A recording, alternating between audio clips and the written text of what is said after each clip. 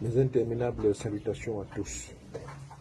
Le ministre ukrainien des Affaires étrangères a très récemment entamé son 4e tour diplomatique en Afrique, visitant ainsi le Malawi, la Zambie et l'île Maurice. Cette offensive diplomatique qui s'inscrit dans une dynamique de fragilisation, si je puis m'exprimer ainsi, de la poussée russe en Afrique, a été coordonnée et soutenue par Paris au regard d'une certaine information que nous avons à notre possession. Cette visite intervient quelques jours seulement après le scandale que vous avez tous connu relatif au soutien du service de renseignement russe dans l'attaque qui a coûté la mort à plusieurs soldats maliens et ses alliés russes au niveau de la frontière avec la Mauritanie. Et des informations que nous avons à notre possession également font état de ce que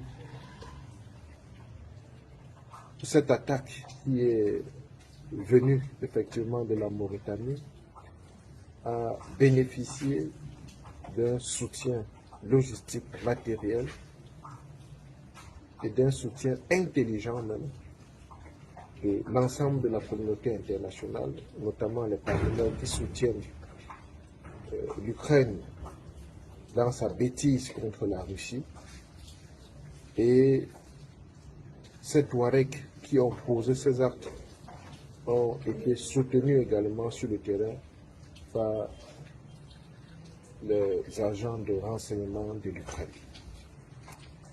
Alors, comment est-ce qu'on peut expliquer qu'un pays qui soutient ouvertement le terrorisme soit aujourd'hui en train de se pavaner en Afrique pour contrer, me dit-on, l'offensive de la Russie en Afrique? Un pays qui soutient ouvertement le terrorisme sur le regard silencieux de la communauté internationale ne peut pas se permettre de se pavaner en Afrique pour quémander un soutien des pays africains à son égard dans une guerre bête, insensée, inacceptable qu'elle mène contre un autre pays qui est la Russie, alors qu'elle est à l'origine de cette guerre.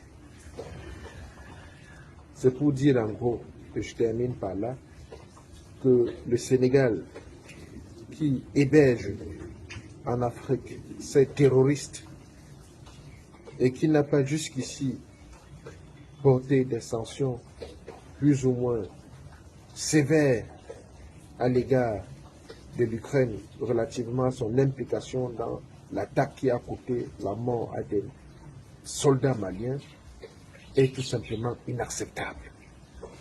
Est tout simplement inacceptable. Le Sénégal serait-il devenu le pays qui héberge les terroristes en Afrique pour déstabiliser les pays voisins? Ça, c'est la question qui mérite d'être posée et qui mérite une réponse. Mais pour le reste, je dis, l'Ukraine, qui a déjà montré son accointance avec les groupes terroristes, ne mérite aucun soutien d'un pays africain dans le cadre de la lutte inexplicable qu'elle mène contre la Russie. Et il ne faudrait pas que le conflit russo-ukrainien se déporte sur le sol africain. Nous n'en voulons pas. Nous n'en voulons pas.